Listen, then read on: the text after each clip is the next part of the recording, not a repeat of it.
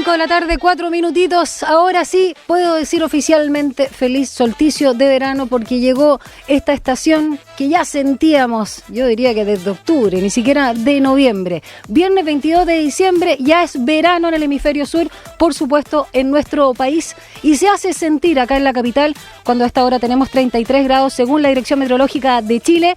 Y para mañana la misma tónica, 33 grados, sábado 23 y domingo 24, cuya noche es buena, 31 grados vamos a tener también. Así que ahí con vestirse con capas, porque yo encuentro que la tardecita como que refresca, hay que ponerse su cosita, su capa.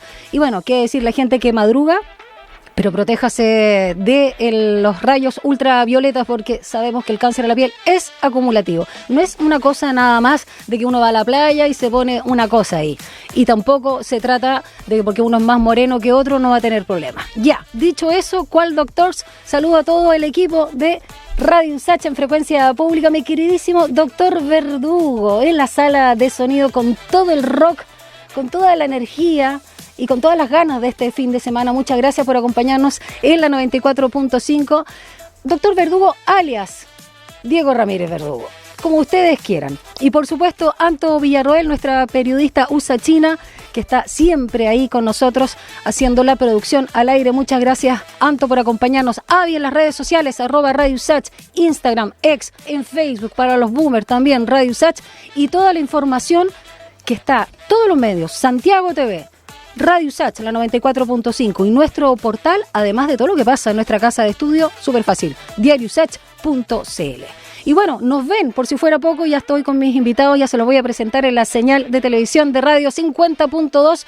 Tenemos además nuestro canal siempre con la mejor oferta cultural, 50.1, y que en la mañana está también ahí con Línea 1 y Alejandro Guille desde las 7:30 de la mañana. Vamos a contarte desde ya ¿de qué vamos a hablar esta tarde?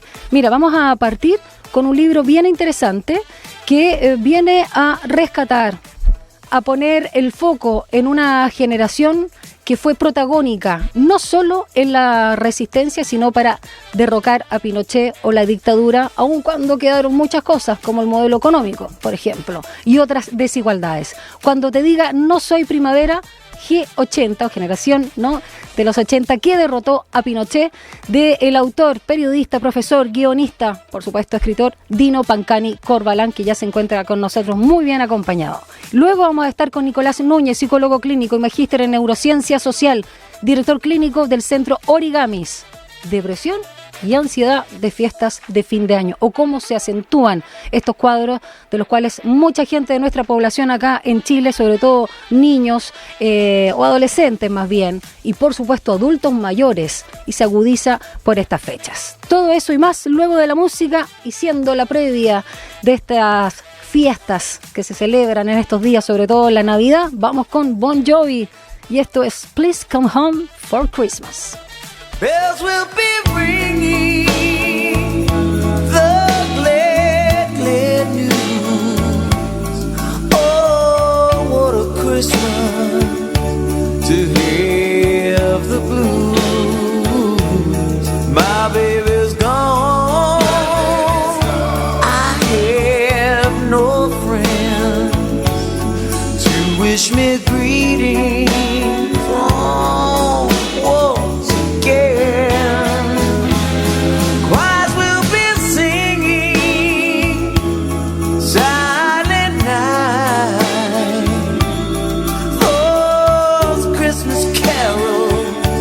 By candlelight, please come home for Christmas.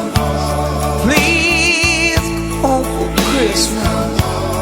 If not for Christmas, by New Year's night. Friends and relations send salutations. Sure as the stars shine, oh, yes we do.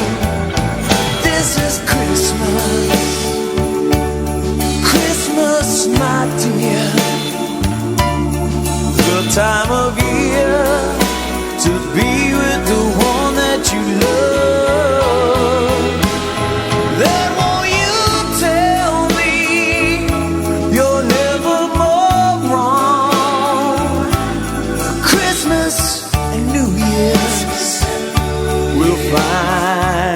at home. There'll be no more sorrow, no grief or pain, 'cause I'll be happy that it's Christmas once again.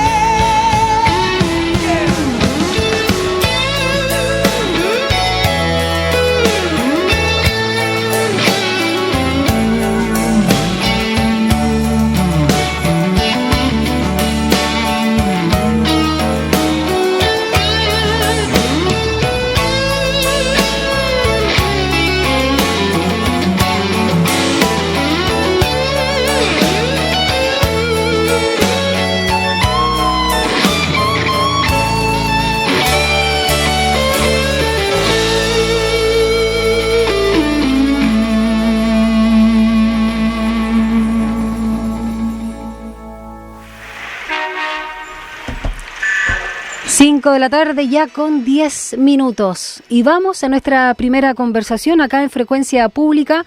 Ya les comentaba, vamos a hablar del libro Cuando te diga no soy primavera, G80, la generación que derrotó a Pinochet.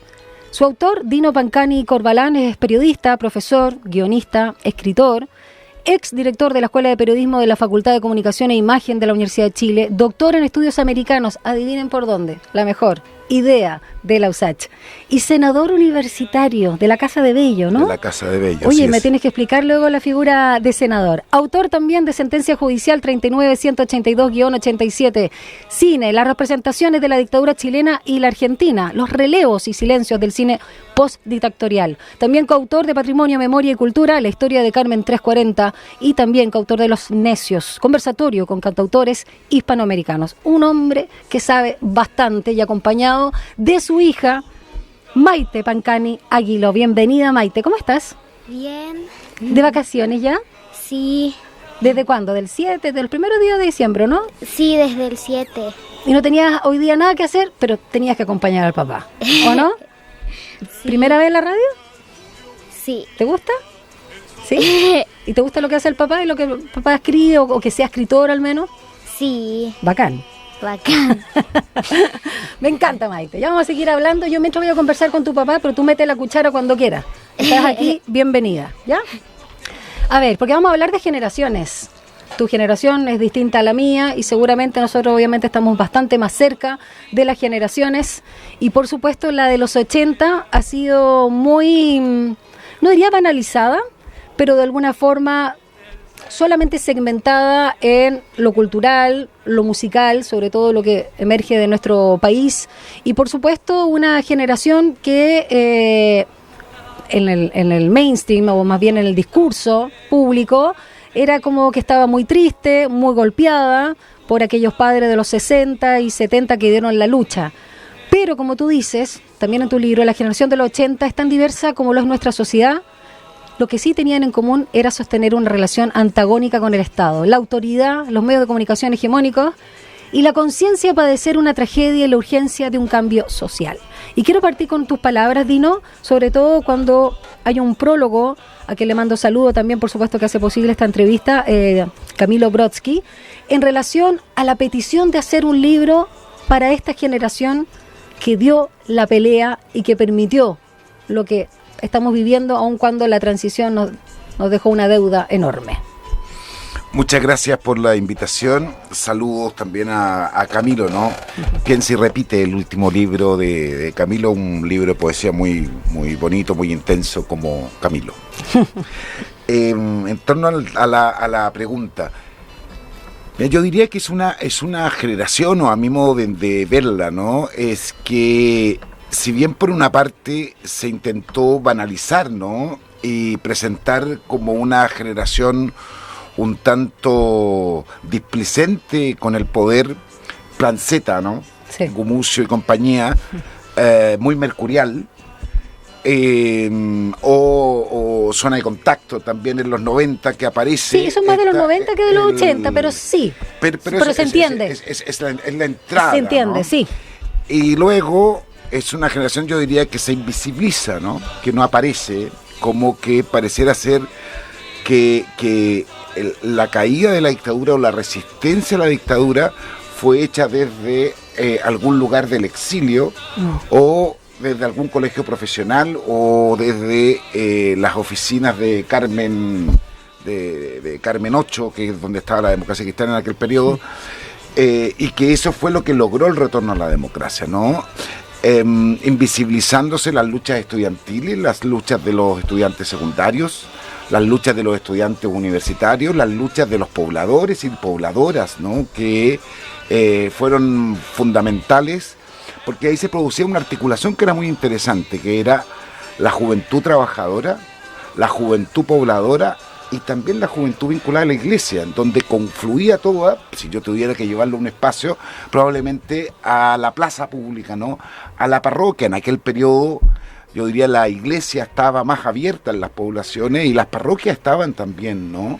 Acudiendo a generar organización, a permitir que se desarrollara y se expandiera la cultura, como por ejemplo fue la peña, las peñas, ¿no? Sí. O el canto nuevo, estamos escuchando de fondo sí. A mi ciudad de Santiago del Nuevo Extremo. Y yo acá trataré de, no voy a parafrasear a Luis Levert, ¿no? Pero lo he escuchado en más de alguna oportunidad, es como quedaron más invisibles que en los 80 durante los 90, ¿no? Se fueron cerrando paulatinamente espacios en donde cantaban, las universidades ya empezaron a preocuparse de otros temas y las poblaciones también, ¿no? Ese irse para la casa también tuvo un peso importante en la juventud. Entonces yo diría que es una generación que se invisibiliza, pero que paulatinamente empieza, porque la memoria es porfiada, empieza a aparecer, ¿no? Yo puedo contar lo que es lo que más conozco, yo soy como la cola de esa generación de los secundarios. Nosotros como estudiantes secundarios diría que recién volvimos a mirarnos, a encontrarnos, a reconocernos a propósito del documental Actores Secundarios, que nos convoca, nos graba, nos dice además esto hay que hacerlo como la antigua, ¿no? Porque vamos a hacer una rifa, unos bingos, unos encuentros para poder hacer ese documental La Pachi Bustos con Jorge Leiva. Y empezamos a encontrarnos y decir, espérate, hemos estado mucho tiempo en silencio, ¿no? Y de que eso es reconocerse, volver a verse, quererse, ¿no? Quizás nos quisimos todo el tiempo, pero volver a quererse, ¿no?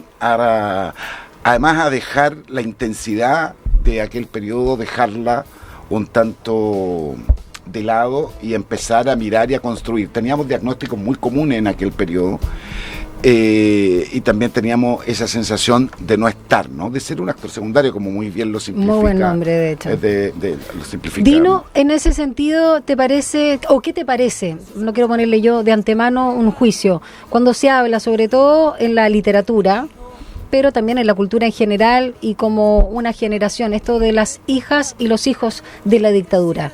En relación, no sé si hay una pasividad ahí en cuanto uno padece de lo que es nacer, crecer y vivir incluso tu niñez o juventud en dictadura y desde ahí crear con esos silencios de los padres, con esas heridas, con esos traumas, con lo que no pasa en la ciudad, con la falta de libertad, de siempre mirando a Europa o a Estados Unidos según quién.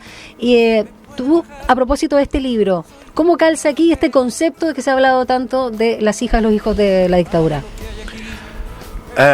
No, a mí no me gusta, pero de alguna manera el hijo o hija genera o lleva implícito algún grado de afecto, ¿no? Uno a las mamás y a los papás los quiere o las quiere independientemente como hayan sido, no sé que hayan sido muy bestiales. En mi ley es el caso excepcional que odia a sus padres, pero en general nosotros queremos a nuestros papás y a nuestras mamás.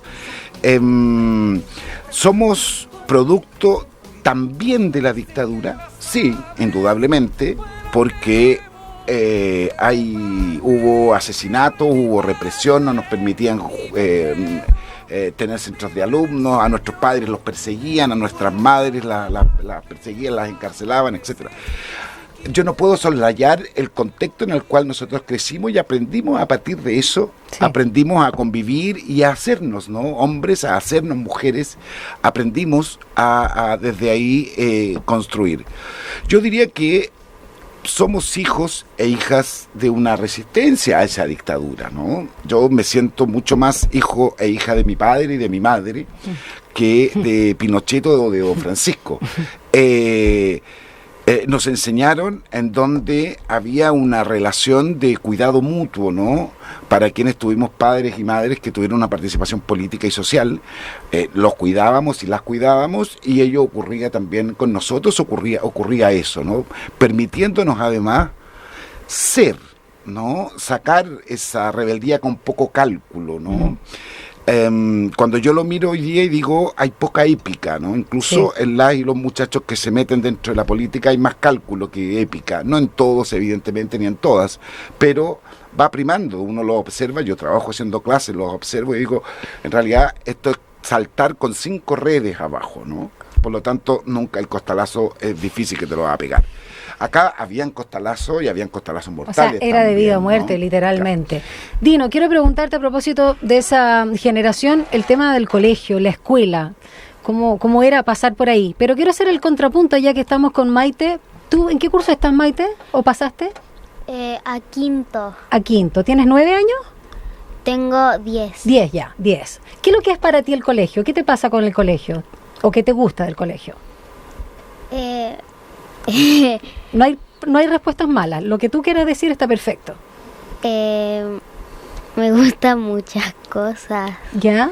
Por ejemplo, los compañeros, aprender, deporte. ¿Qué te gusta? Los compañeros, me gusta la clase de artes. La clase de arte, qué importante.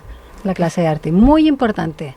Y de hecho, gracias por tu respuesta, porque a propósito de eso quiero hacer el contrapunto. No es lo mismo estudiar en el 2000, en el 2023, y para qué decir, tampoco en los 60, que pasar por colegio en los 80, que era un espacio bastante militarizado, hay que decirlo, fuera un colegio público o privado, hay un fuerte adoctrinamiento, mucha disciplina, esto de cantar el himno, ¿no?, nacional con esa estrofa de los valientes soldados, y ahí es el primer lugar donde tú también señalas que están estas incomodidades para generar la resistencia, y estudiar no era la prioridad, y ahí es bien interesante, porque eso también habla de un espíritu que no es me rasco yo solo y me preocupo mi estudio, qué es lo que voy a hacer en la vida, voy a ser empresario o artista o lo que sea, sino que estoy tratando de cambiar la sociedad donde voy a estar yo inserto y todos los que vienen.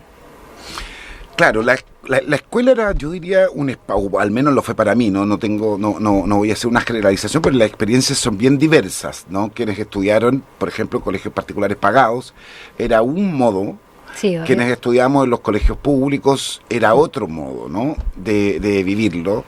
Para mí era una hostilidad por afecto que pueda tener todavía, ¿no?, a grupos de estudiantes, de colegas, de compañeros o compañeras, a algunos profesores, pero la institucionalidad propiamente tal era muy hostil. Vivíamos, o yo particularmente vivía muy suspendido. Se portaba mal o expulsado de suspendido. Algunos colegios. Pancani, para afuera. Claro, pero ahí, ponte tú, había un dejo de orgullo de eso también, ¿no? De que esa lo rebeldía. Vivíamos, exacto, que claro. Lo vivíamos cada uno de nosotros. No había de qué avergonzarse de esa suspensión o de esa expulsión, y había una comprensión de nuestras padres y madres también, ¿no? Fuimos, diría, en términos familiares, en su mayoría, muy protegidos por nuestros papás, por nuestras mamás, muy desprotegidos hacia la institucionalidad, ¿no?, que trataba de mirarnos y de sacarnos, nos transformábamos en seres un tanto desagradables para esa institucionalidad. O sea, lo mínimo disruptivo, lo mínimo. Claro, era más. Yo recuerdo que nos tomamos una vez con el Liceo Amunátegui, que es donde estudié yo cuarto medio, no alcancé a terminar cuarto medio, pero fue donde estuve, y la directora está dentro, hay una carta en donde la directora luego se la manda a mis papás diciendo que por razones de órdenes mayores me suspendían indefinidamente. ¿Te expulsaron? Esa era una expulsión. Obvio. ¿No? Eso era una expulsión. Y cuando ingresa Carabineros, la directora apunta a los 3 que habíamos conducido esa toma, con otros más, pero a los más visibles, y nos llevan detenidos, ¿no? En general, hoy día es un tanto impensable, ¿no?, que un adulto a cargo de un colegio le facilitara el trabajo a la represión. Hoy día me atrevería a decir que no sucede, porque además habría una sanción social muy fuerte. Pero en aquel tiempo era a diario, o tener compañeras y compañeros, esencialmente, mucho mayor que uno, ¿no? Que llegaban a un colegio y tú decías, pero este tiene como 25 y está Claro, en primero ¿qué pasó medio. acá? Claro, se sentaba atrás y no hablaba. Clásico. ¿A quién no le tocó? Dino, antes de irnos a la pausa, y algo que también señalas, sobre todo para los niños, las niñas de la generación de los 80, y yo también lo recuerdo, quedó grabada esta figura, para mí, media insoportable, pero parece que muy pragmática y útiles para ciertos fines, esto de la presidenta de la Junta de Vecinos en ese contexto, no el contexto de ahora, por favor, no me malinterpreten auditores y auditoras. Mujeres que simbólicamente tenían mucho poder y que además donde se producía en todo este contexto esta máquina de delaciones. Sí, eso es yo creo que merece un recuerdo, pero yo diría que un recuerdo bien extendido, ¿no? Quienes vivimos en algún periodo en poblaciones obreras, esencialmente, en donde había la figura de esta señora, yo no voy a decir su nombre, ya no existe la señora, pero Sí, que Juanita, era la la clásica. señora que era, claro, la que traía del alcalde traía los regalos de Navidad, a propósito de Navidad, ¿no? Sí. Que era una pelota y dos cosas más, pero era la encargada de entregarlo y era también quien determinaba qué familias podían recibirlo y qué familias no podían recibirlo, ¿no? La que tenía la llave de la Junta de Vecinos y si es que había una multicancha, la llave de la multicancha también, y que ponía ella normas del comportamiento que tenía que haber en torno a eso. Parece tan lejano y creo que el valor del libro probablemente está en que está contado para estas nuevas generaciones, no para la Maite, para mis otros hijos que son más jóvenes, poder contarlo quizás con menos peso de tragedia, porque no todo fue una tragedia, ¿no? Sino que poder transmitir una cultura, un periodo, un contexto que se vivió y cómo se fue sorteando ese contexto. 5:30 y estábamos escuchando Calibraciones de Aparato Raro mientras conversábamos con Dino Pancani Corralán y Maite Pancani Aguiló, que nos acompañan esta tarde acá en Frecuencia Pública por Radio USACH. Y estamos hablando de este libro, Cuando te diga no soy primavera, G80, la generación que derrotó a Pinochet. Si hace una analogía, una canción, o es una metáfora, o es algo que no manejo, pido mis disculpas con antelación, porque me llama mucho la atención el nombre, los juegos ahí con los conceptos de primavera, revolución y otras cosas. Así que cuéntanos de dónde surge el nombre, el título. Hay una canción que Me era... imaginé que era algo que no sabía. Sí, que era una canción de Vicente Feliú, que yo diría que era un himno de aquel periodo, se llamaba Ya. Créeme, pero dice... Cuando te diga no soy primavera, Sí. sino una tabla sobre el mar violento. A ver, cántala. No, la canto más rato cuando Maite no me escuche. Ya. Y es eso, ¿no? Yo diría que era una canción de amor muy intensa y que de alguna manera reflejaba a quienes la conocíamos y quienes teníamos una militancia política o social en aquel periodo, ¿no? Yo creo que o nos la dedicaron o la dedicamos Ya, en aquel periodo. perfecto. Entonces, Ahí tú lo tomas desde ahí. Así es, sí, es muy reconocible para quienes tuvieron esa experiencia. Claro, nosotros tenemos diferencia de un par de años. Así es, que, dejó de sonar esa canción. Pero sí. yo no me tincó que podía tener ahí relación. A ver, hay dos hitos también que se señalan en tu libro que perfilan a la generación de los 80. Uno, yo te comentaba que para mí es un hito que yo lo asocio al año en que nací, que es el 30 de noviembre, en este caso de 1978, ese no es mi cumpleaños, sino el hito, y el 19 de agosto del 82. El primero, el hallazgo de los cuerpos de los campesinos asesinados brutalmente en los hornos de Lonquén, donde ya no se pudo negar más la existencia de los detenidos desaparecidos, también la barbarie, y el asesinato, una vez más también la barbarie, y además el montaje, en este caso asesinato del líder sindical Tucapel Jiménez. Y luego la huelga del hambre, en este caso frente a UNICEF, también en mayo del 78, justicia, amnistía, también el tema del habeas corpus, esto de callar, bueno. Hay todo un contexto además de los 80, hambre, cesantía, ¿no? El plan del empleo mínimo, cuando empiezan a hablar de que supuestamente estaba todo tan bien económicamente con Pinochet. Bueno, sabemos que no era así. Y quiero, a propósito de estos hitos, donde los medios hegemónicos no pueden acallarlo, simplemente no pueden, como ustedes, los jóvenes, junto con decir, miren, sí, esto estaba pasando, se empoderan para las diferentes acciones que vinieron hasta que sale Pinochet. Claro, mira, yo diría que en general, desde mi conocimiento, ¿no? Hay un continuo. El 11 de septiembre fue el golpe, el 11 de septiembre hubo resistencia de manera inmediata, Sí. ¿no? En donde hubo una persecución y un exterminio, ¿no? Una masacre, como decía Manuel Guerrero. Claro, como lo califica y como lo Manuel Guerrero. Pero hay un desarrollo, es muy interesante. La USACH tiene un gran historiador que es Rolando Álvarez, Por supuesto. que lo que hace es, desde diferentes textos, va contando, ¿no?, cómo se va reconstruyendo. Él se centra en el Partido Comunista, Sí. pero el resto, Partido Socialista, el MIR, el MAP, cómo se van armando estos partidos y van reconstruyendo orgánica, y también van reconstruyendo orgánica muy vinculada a las organizaciones sociales, a la Iglesia Católica, a las poblaciones, A cierta a los Iglesia sindicatos, Católica, ¿no? la teología de la liberación, porque no toda la Iglesia Católica era Sí, por igual. supuesto, había Sí, de todo. para que Como estaba diferenciemos, Funes, sí. estaba el cardenal Silva Enrique Exacto. también, ¿no? Como estaba... sí, es decir, hay una iglesia, hay una parte de la Iglesia Católica, indudablemente, que se va armando, y yo diría que ahí está esa generación de los 70, que es la generación de la clandestinidad, ¿no? Sí. Es la que va tejiendo estas organizaciones sociales.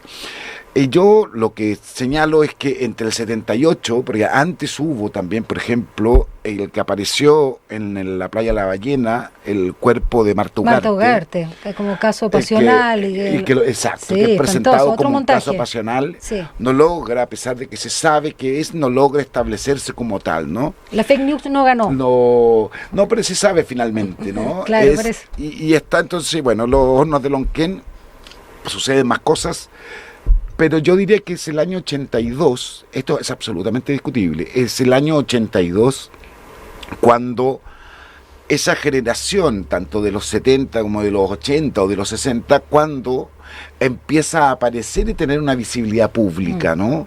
En donde se van sumando, porque ya no eran solo ya no eran las juventudes políticas, eran los comités democráticos. Se habían armado ya, o la ACU en la Universidad de Chile en el pedagógico, u otras en otras regiones también, en donde desde la cultura se iba construyendo esta organización social. Es la Marcha del Hambre de agosto, diría yo, que es la antesala de las primeras protestas, como creo que es la movilización feminista del 2018, la antesala también del 2019, ¿no? Es muy difícil poder separar dos movilizaciones sociales tan importantes con mayo del 83 en el caso de las protestas, o el 19 con el caso del estallido. Claro, y todas las movilizaciones ahí que tú señalabas, no solamente en agosto del 82 jóvenes, sino también gente de la universidad, de liceos, fábricas, poblaciones, finalmente los representantes ahí de la sociedad que necesitaban un cambio. Hay un hito bien significativo del PAN, Trabajo, Justicia y Libertad, los panfletos que se lanzan. Bueno, también hay otras performances como lo del chancho, todo el tema también ahí con el Paseo Humá, y acá nuevamente en el Paseo Humá, cuando ya se inicia oficialmente, algo que primera vez, creo que con el presidente Boric, nunca antes había recordado el 11 de mayo de 1983, o sea, como fecha dentro de nuestra historia reciente, de nuestra memoria reciente. Casi siempre eran hitos muy específicos, pero no cuando justamente se produce esta jornada de protesta nacional contra la dictadura de Pinochet. Yo creo que eso es bien simbólico también.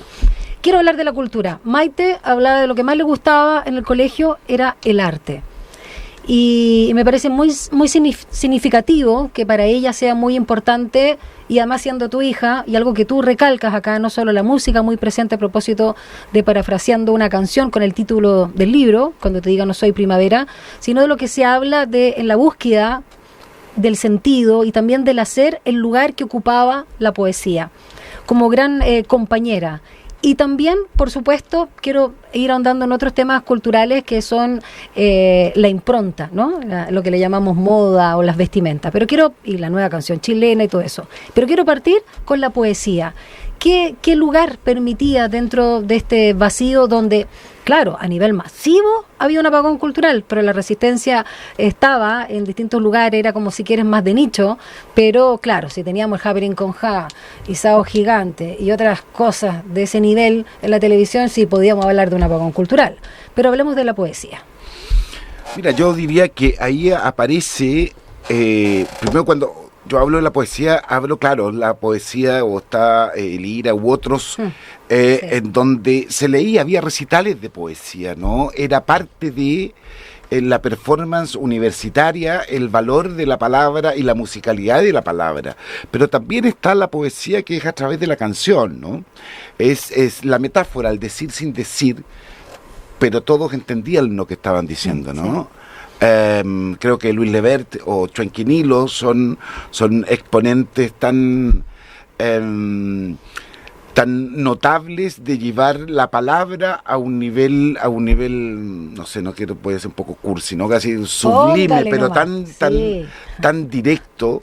Cuando cantan lo que están evocando, la cultura que están evocando, pero han dado un salto más, ¿no? Y yo diría que el salto más también es el haber adquirido otros ritmos para esta poesía cantada, en donde resolvían el tema de solamente instrumentos andinos, sino que había una mezcla porque también empezábamos a escuchar otras canciones, ¿no? O canciones en inglés, o había canciones o músicos y músicas en inglés como la Joan Baez o Pete Seeger, que vinieron a Chile y marcaron de manera muy fundamental el que se organizara esta poesía, los espacios, estos espacios semiclandestinos que era La Peña. Y digo semiclandestino porque cumplía un valor cuando dejaba de ser clandestino, ¿no? No era solamente para encontrarse las y los que ya se conocían, sino que era para convocar y convencer a otros desde ese lugar, ¿no? Desde esa canción que era la de los 60 o que era la de los 70, la nueva canción chilena, pero que también hubo una gran cantidad de artistas jóvenes salidos de las universidades o salidos de las poblaciones que llenaron ese cancionero de canciones que hasta el día de hoy es interesante, ponte tú cómo a propósito del estallido aparecen. Sí. Y tú dices, pero ¿cómo vuelve a ¿Por qué? aparecer? Porque tienen épica. Porque tienen épica y en esa épica se convierten en clásicos. Y ya que estábamos hablando de poesía, solamente un datito, mira, que tengo acá del poeta Brodsky. Voy a pasárselo a los auditores, vamos a seguir con la conversación. Venta nocturna, mira qué bueno. Descuentos, lecturas, buena onda. La Cafebrería nos manda el dato. Hoy día, en la nochecita, a partir de las 9, en Doble Almeida 3451 Ñuñoa. Ya Es te decir, pasé. el libro va a estar más barato. Ahí, exacto, ya Ahí. te pasé el dato, Camilo. Muchas gracias. Quiero ir con algunas figuras que no todas las conocía, de las que tú rescatas en tu libro. La figura, por ejemplo, está toda la admiración también por los sandinistas, desde los grupos revolucionarios chilenos. Y está una figura que esta sí la conocía, por supuesto, Sergio Bushman, del Frente Patriótico Manuel Rodríguez, con toda su fuga espectacular de la cárcel de Valparaíso. Y bueno, todo el tema ahí de esa espectacularidad y la misma épica a propósito de la resistencia, literalmente de película. Pero la figura de Omar Cabezas, cuéntanos un poco de él. Mira, yo diría que con el paso de los años, uno de los grandes fraudes que uno ha vivido es precisamente en qué devino la revolución sandinista, ¿no? Yo diría que fuimos fervientes admiradores de la lucha sandinista en contra de Somoza, e incluso cuando pierden el poder, ¿no? ¿Por cómo pierden el poder? Pues por vía democrática, es cambiando de alguna manera paz por el gobierno. Omar Cabezas, diría yo, lo que hace es actualizar esta figura de los 60 del hombre nuevo del Che, y Omar Cabezas en La montaña es algo más que una inmensa estepa verde. Mira qué largo el título, es como cuando te diga no soy primavera. Pero lindo, poético. Es muy bonito, va contando, va relatando la épica de esa generación, ¿no? La épica de luchar en contra de Somoza, que era también luchar en contra de Estados Unidos, que está muy cerquita de Nicaragua, y cómo a nivel cultural se va construyendo. Yo me atrevería a decir que no hay transformación o no hay revolución sin cultura, ¿no? Si no hay una cultura que va acompañando, voy a decir algo más provocador, es imposible que hayan grandes transformaciones con reggaetón. Eso no va a pasar, ¿no? ¿Te gusta el reggaetón, Maite? ¿Algo? No me decepciones, Maite. No, pero por favor, ella tiene su gusto, ¿no? Algo, ¿no? Más o menos. Más o menos. Yo voy a decir solo que la música de repente me hace moverme las caderas, pero cuando ya viene la letra, no, por favor. Eso no. Y además que con 2 minutos al día, más que suficiente. Y no por elección propia, es porque está en el ambiente. Pero estoy de acuerdo con tu padre en este caso. Oye, Maite, ¿qué te gusta de lo que hace tu papá? ¿Qué aprendes tú de tu papá? ¿Qué encuentras que es bacán de tu papá? No sé. Que hace clase, que es guionista, Me gusta que escribe. que escriba. Bacán, ¿no es cierto? ¿Te gustaría escribir también a ti? ¿Tú escribes ya? No mucho. Pero que te queda tiempo todavía. Ya, vamos terminando la conversación. Gracias, Maite. Y Dino, agradeciendo también que hayas venido, que te hayas pegado el pique en un día especial, en la previa de todas estas fiestas, con toda la locura que hay por las compras, consumismo, todo eso. Quiero pedirte, si te nace, por supuesto, a propósito de este libro que lanzaste en julio de este año, y que está también en el contexto, por supuesto, también de la mirada de lo que estamos revisando hoy como país, pero también con todos estos, no sé si actos fallidos, de estos procesos cíclicos. Estuvimos hace poco acá con Gabriel Salazar hablando de la figura de Recabarren en su drama político que escribió, digamos, basándose en el drama, en la tragedia política, para poder explicar esta figura emblemática, pero cómo se repiten los procesos. A propósito de la Asamblea Constituyente a la que traicionó y que no nombró a Alessandri, y etcétera, etcétera, lo que estamos viendo ahora. ¿Cuál es tu lectura de lo que está pasando en Chile a propósito de lo que acabamos de vivir? Mira, fue este domingo y pareciera que fue hace... Yo ya perdí la noción del tiempo.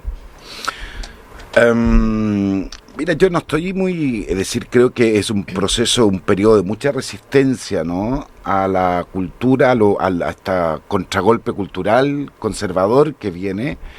Es un proceso en donde a mí particularmente no siempre logro entender los movimientos, las formas y los contenidos de las nuevas generaciones, la generación de los gobernantes, y en donde creo que debiésemos lograr aunar esfuerzos para dar una batalla cultural, que creo que es lo que viene y lo que se ha abandonado durante mucho tiempo, ¿no? El chiste del reggaetón creo que me da pie para decir, indudablemente lo que necesitamos buscar es una identidad que logre unificarnos, una identidad que le dé sentido a los movimientos que vamos dando, ¿no? Y por último, señalar que es un periodo un tanto gris, en gran medida también y muy marcado por lo que está sucediendo en Gaza y por el silencio que hay en torno a lo que está sucediendo en Gaza, ¿no? Van más de 20.000 muertos. Sin embargo, cuando uno revisa los diarios hegemónicos y los no hegemónicos, pareciera ser que está todo normalizado allá, ¿no? Y no veo, hasta ahora, cuáles son los esfuerzos que se está haciendo para poder revertir la situación actual. Muchas gracias, Dino Pancani Corbalán, autor, escritor, periodista, profe y papá de Maite Pancani Aguiló, autor de Cuando te diga no soy primavera, G80, la generación que derrotó a Pinochet, una publicación de Pehuen, y agradecemos, por cierto, a Camilo Brodsky por toda la gestión y traernos a Dino y a Maite. Que lo pasen muy bien, que tengan linda Navidad, que lo pasen bien en familia. Muchas gracias. Gracias, Dino. Gracias, Maite. Un abrazo.